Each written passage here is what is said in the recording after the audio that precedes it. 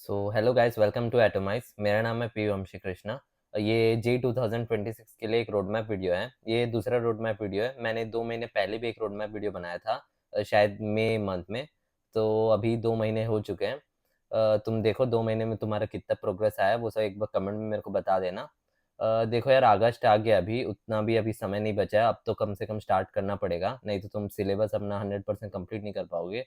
कुछ कुछ चैप्टर को फिर स्किप करना पड़ेगा, उससे बहुत प्रॉब्लम्स होते हैं। इस बार भी तुम देखे होगे इस साल ऐसे कुछ कुछ चैप्टर जिनका वेटेज बहुत कम रहता था प्रीवियस ईयर क्वेश्चंस में, इस बार बहुत उन्हीं का बढ़ गया था। रे ऑप्टिक्स पहले बहुत कम आता था, और इस बार सीधा 3-4 क्वेश्चन आ गए थे किसी किसी शिफ्ट में। और इलेक्ट्रोस्टैटिक्स वो सब कम हो गए थे। अपन बता नहीं सकते किस चैप्टर से कितना क्वेश्चन आएगा, तो सबके लिए प्रिपेयर रहना ज़रूरी होता है। तो ठीक है, स्टार्ट करते हैं।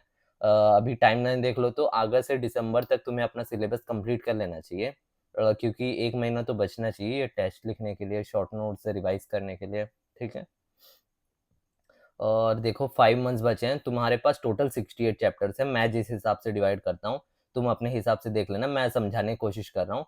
तो 68 चैप्टर्स में फिजिक्स के 22 है, केमिस्ट्री के 27 और मैथ्स के 19। तो उस हिसाब से तुम डेज के हिसाब से डिवाइड करोगे तो 7 डेज फिजिक्स के लिए दे रहे हैं पर चैप्टर के लिए, केमिस्ट्री के लिए 6 डेज और मैथ्स के लिए 8 डेज।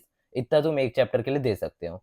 और अगर तुम मिनिमम 3 आवर्स भी हर सब्जेक्ट दिन में पढ़ो तो टोटल 9 आवर्स डेली टोटल मिला के, तो समझो एक चैप्टर रोटेशन है, तो 7 3 जा 21 आवर्स, टोटल 21 आवर्स है तुम्हारे एक चैप्टर के लिए। ये मैं बता रहा हूँ कि एक चैप्टर तुम्हें कैसे कंप्लीट करना चाहिए।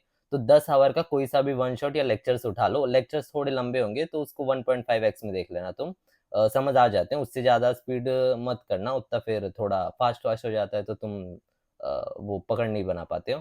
ठीक है, 10 आवर्स का वन शॉट और 2 आवर्स का सॉल्व एग्जाम्पल्स, ये बहुत जरूरी है। सॉल्व एग्जाम्पल्स देखना चाहिए, तभी तुम्हारा क्या है कि क्वेश्चन तुम खुद से बना पाओगे। ठीक है, 2 आवर्स का सॉल्व एग्जाम्पल, और 10 घंटे में तुम्हारे वन शॉट, उसमें भी थोड़े इलस्ट्रेशन करवाते हैं सर लोग, उसको भी देख लेना।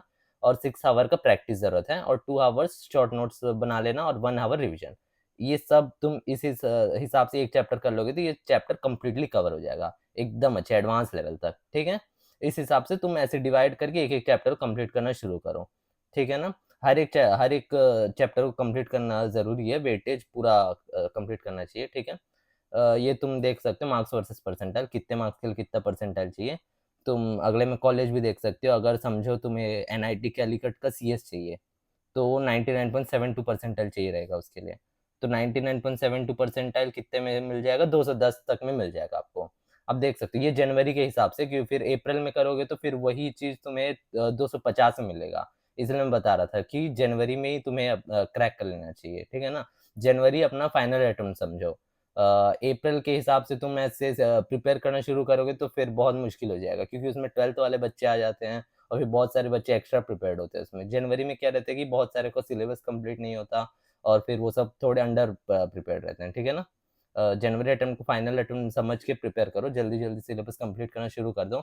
अब लेट मत करना, ज़्यादा टाइम पास मत करो। ठीक है, ये 2 महीने में जो टाइम पास कर दिया बस उतना ही, अब से लग जाओ अच्छे से। ठीक है, अब इंपॉर्टेंट चैप्टर ये सब के चक्कर में मत पढ़ना कभी भी, फुल सिलेबस कंप्लीट करना, यही चीज याद रखना। इस बार भी ऐसे ही हुआ था, कोई कोई सोचा था रे ऑप्टिक्स से कोई भी क्वेश्चन नहीं आता तो उसको बहुत लोग थोड़ा कम पढ़ना शुरू कर दिए थे, लेकिन इस बार देखना 3-4 क्वेश्चन आ गया था एक एक शिफ्ट में। और फिर इलेक्ट्रोस्टैटिक करंट इलेक्ट्रिसिटी से हर बार अच्छे अच्छे क्वेश्चन आते थे, मतलब अच्छे वेटेज में क्वेश्चन आते हैं, और इस बार बहुत सारे शिफ्ट में एक भी क्वेश्चन नहीं आया। वेटेज को तुम बता ही नहीं सकते कौन से चैप्टर से क्या क्वेश्चन आएगा, किससे नहीं आएगा। ठीक है ना, तो उस हिसाब से चलना। और डेली टास्क तुम्हारी यही है कि हर दिन अपना क्लासेस देखना है, उसका थोड़ा नोट्स बनाना है और प्रैक्टिस करना है और उसका रिवीजन करना है। ठीक है, वन शॉट देखते हो तो भी उसका नोट्स अगर तुम बना पाते हो तो बनाना, नहीं तो उसका क्लास नोट जो पीडीएफ देते हैं वो सर लो, उसी को देख लेना। प्रैक्टिस रिवीजन कंपलसरी है हर दिन। ये ट्रैकर से इसको भी लगा दिया हूँ मैं, अब से फॉलो करना शुरू कर दो इस ट्रैकर को। जैसे जैसे चैप्टर खत्म होते रहता है इसमें फिल करते रहना। जैसे कि ये देखो, थ्योरी, क्लास एग्जांपल्स, ये सब करना ज़रूरी होता है। Illustration, practice, revision 1, short notes, ये सब का रिवीजन 1, और फिर शॉर्ट नोट चैप्टर टेस्ट देने के बाद फिर रिवीजन 2 सब चीज़ का। ठीक है ना, इसको फिल करना शुरू कर दो अब से ही। ठीक, और ये भी डाल दिया हूँ मैं, तुम्हें डिटेल थ्योरी चाहिए तो कौन से लेक्चर्स देखना चाहिए उसका मैं फोटो डाल दिया हूँ, उस पर क्लिक करोगे तो तुम्हारा वो प्लेलिस्ट ओपन हो जाएगा, तो उस हिसाब से फॉलो कर लेना तुम। फिजिक्स के लिए क्लास 11 के लिए इनको देख लेना, क्लास 12 को इनको रिफर कर लेना। जो अपना मतलब कोचिंग है किसी का, उसका लेक्चर्स फॉलो होते हैं तो वही फॉलो कर लेना, और जिसके पास यूट्यूब से किसी रैंडम जगह से पढ़ाई कर रहा था तो इससे ये सबसे पढ़ाई कर लेना, ठीक है। ये क्रिस्प थ्योरी के लिए जिसको तुम देख सकते हो वो ये है, और रिविजन के लिए ये है, ठीक है। और प्रैक्टिस के लिए ये सब देख लेना तुम। मैथ्स के लिए भी मैं लगा दिया हूँ, मैथ्स के लिए crisp theory, detail theory, revision, practice. और केमिस्ट्री के लिए detail theory, crisp theory, revision, ये सब देखना। अच्छे अच्छे जितने भी रिसोर्सेज सब मैं लगाती हूँ, ये सब बेस्ट रिसोर्सेज हैं जो तुम्हें मिल सकते हैं यूट्यूब पे, ठीक है। और फिर मैं ये पॉइंट्स पहले भी बताया था पिछले रोड मैप वीडियो में, फिर से बता दे रहा हूँ। सिर्फ चैप्टर का लेक्चर्स देखने से कुछ भी नहीं होगा, प्रैक्टिस बहुत जरूरी है। प्रैक्टिस, रिविजन ये सब के बिना नहीं होगा, ठीक है। हर चैप्टर का थोड़ा नोट्स बनाना कंपलसरी है। अभी तो थोड़ा टाइम कम बचा है करके तुम देख सकते हो, लेक्चर के नोट्स जो सर लोग देते हैं उसी को फॉलो कर सकते हो तुम। और फिर लेकिन शॉर्ट नोट्स बनाना पक्का है। अगर नोट्स, डिटेल नोट्स नहीं बनाओगे भी तो चलेगा, लेकिन चैप्टर खत्म होने के बाद हर चैप्टर का शॉर्ट नोट्स बनाना है, ठीक है। शॉर्ट नोट्स में फिर आगे टैग करते जाना है। तुम्हारा जो क्वेश्चन सॉल्व करोगे उससे कुछ कुछ तुम्हें सीख मिलता है, इन्फॉर्मेशन मिलता है, तो उसको शॉर्ट नोट्स में टैग करते जाना। क्वेश्चंस के साथ पीवाईक्यूज, और फिर टेस्ट जो दोगे उसमें कुछ कुछ पता चलता है, वो सबको ऐड करते जाना। कुछ नया टॉपिक पता चल गया, कुछ नया फॉर्मूला, वो सबको, ठीक है। और ये सब देख लेना, तुम पढ़ लेना। मैं पीडीएफ तुम्हें शेयर करूंगा टेलीग्राम ग्रुप में या तो व्हाट्सएप ग्रुप में, ठीक है। और टेस्ट का बता देता हूँ मैं एक बार। टेस्ट का क्या है कि कुछ कारण के वजह तुम्हें किसी चैप्टर का, मतलब बहुत बार ऐसे ही बोलते हो कि तुम, मेरा थ्योरी तो सर कंप्लीट हो गया लेकिन मेरा बिल्कुल प्रैक्टिस नहीं है मेरा। और सबसे पहली बात तो मेरा थ्योरी कंप्लीट नहीं है इस चैप्टर का, लेकिन इस चैप्टर का टेस्ट है, तो उस हिसाब में तो तुम कुछ नहीं कर सकते। या तो तुम जल्दी से उसका थोड़ा एक क्रिस्प वन शॉट देख के उस चैप्टर का टेस्ट देने का तुम कोशिश कर सकते हो, वैसा कर सकते हो। या तो अगर सिर्फ थ्योरी कंप्लीट है ना, और फिर प्रैक्टिस बस नहीं है, तो प्रैक्टिस के लिए मैं एक मटेरियल दूंगा तुम्हें, शेयर करूंगा, उससे देख लेना तुम। उसे सॉल्व एग्जाम्पल से एक बार सॉल्व कर लेना, और फिर उसको प्रैक्टिस करके उसको देने का कोशिश करना टेस्ट को, ठीक है।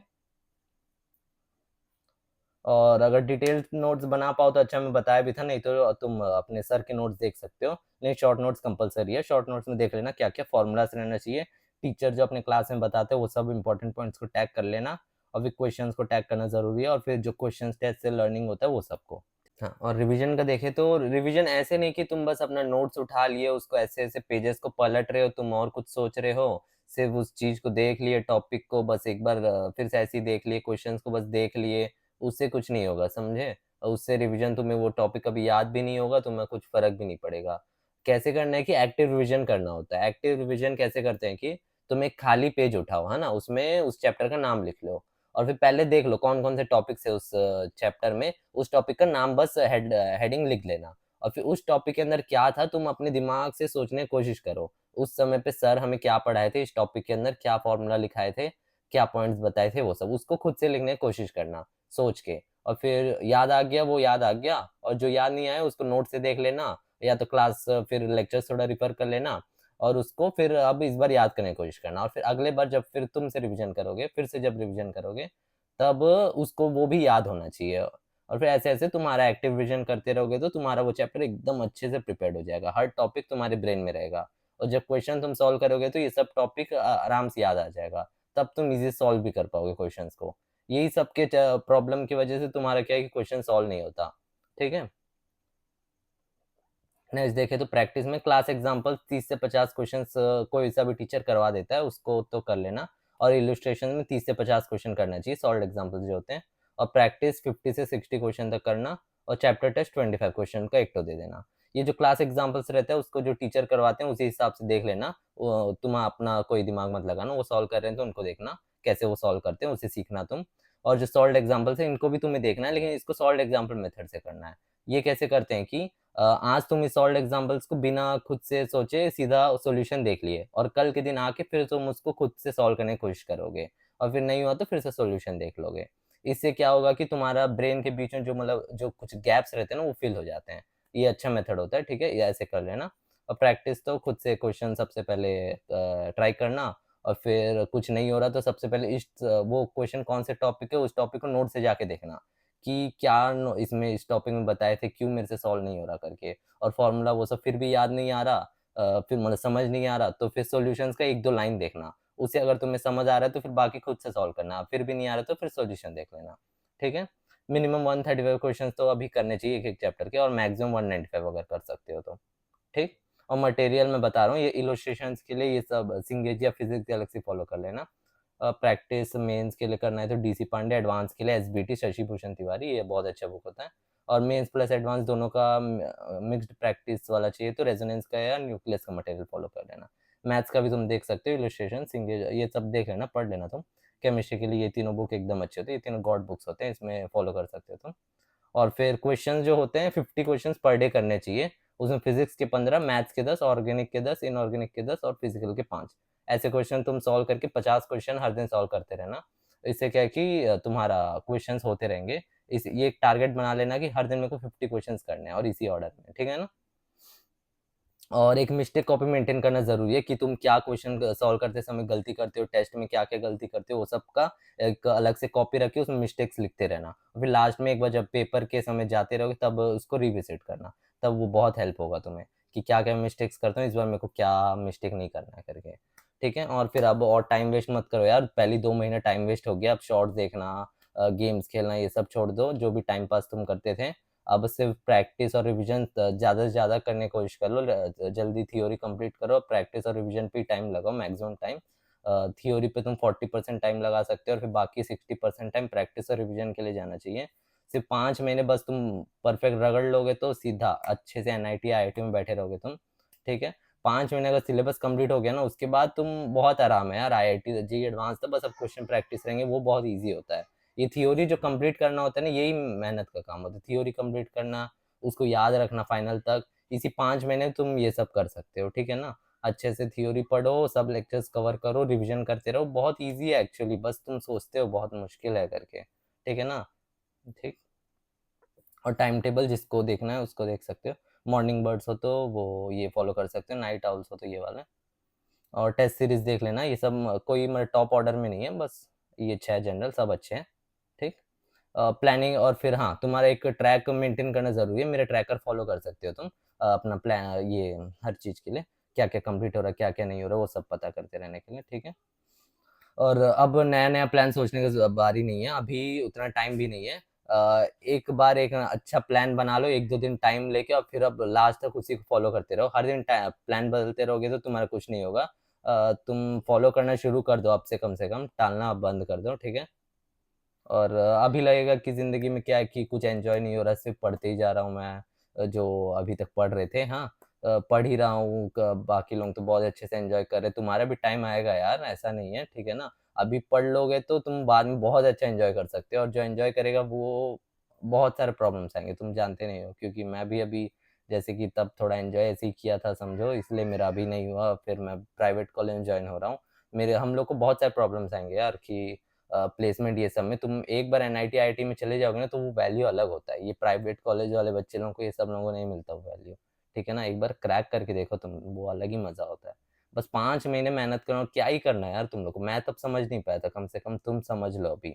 ये जो मैं लिखा हूँ एक बार पढ़ भी लेना, ठीक है ना। ज़्यादा कुछ थोड़ा क्या ही करना है यार, बस तुम्हें थ्योरी जल्दी कंप्लीट करना है, प्रैक्टिस करना है, थोड़ा ये सबको रिवीजन करते रहना और थोड़ा टेस्ट देते रहना, लास्ट में बस हो जाएगा, और ज़्यादा कुछ मेहनत है ही नहीं। इसके बाद तुम्हें अपने आप को प्रूव करना है ना, तो बहुत मेहनत लगेगा। यही थोड़ा ईज़ी चीज़ है जो तुम ईज़ी से प्रूव कर सकते हो, ये सब तुम बचपन से देखते आ रहे हो। मैथ्स, फिज़िक्स, केमिस्ट्री ये सब, आगे-आगे ना बहुत सारे टफ-टफ चीज़ हो जाते हैं। उसमें कॉम्पिटिशन भी थोड़ा अलग ही टाइप का रहता है। उसमें तुम अपने आप को प्रूव करना है ना, तो वो थोड़ा आउट ऑफ द बॉक्स चले जाता है। ये कुछ भी बोलो तुम्हें ईज़ी है, इसमें 13 लाख बच्चे ठीक है बैठते हैं, लेकिन उसमें से 10 लाख बच्चे कुछ भी नहीं पढ़ते हैं, समझ रहे हो? तुम्हारा कंपटीशन कम ही है देखा जाए तो, बस तुम मेहनत नहीं करना चाह रहे हो। ये सब डरते रहोगे तो कुछ नहीं होगा। अभी तुम टाइम है, अच्छे से पढ़ लो। हर दिन 15 मिनट का मेडिटेशन ज़रूरी है, कंपल्सरी है, करते रहना। तभी थोड़ा ब्रेन क्या है कि तुम कॉन्सन्ट्रेट कर पाओगे। और जनवरी अटेम्प्ट फाइनल अटेम्प्ट है, फिर से बता रहा हूँ, अप्रैल अटेम्प्ट के चक्कर में मत रहना बिल्कुल भी। अभी जनवरी अटेम्प्ट के अंदर सिलेबस कंप्लीट करना है, ठीक-ठाक प्रैक्टिस करना है, जनवरी अटेम्प्ट दे देना है और फिर खत्म। फिर सीधा एडवांस के लिए प्रिपरेशन। नहीं तो तुम एडवांस क्या कुछ भी नहीं कर पाओगे, ठीक है? और जेईई टफ नहीं है, बस तुम ही उसको टफ बनाते हो अपने ये सब काम से, ठीक। अच्छे से पढ़ते रहो। सो थैंक यू यार, बस इतना ही था इस वीडियो में, ठीक।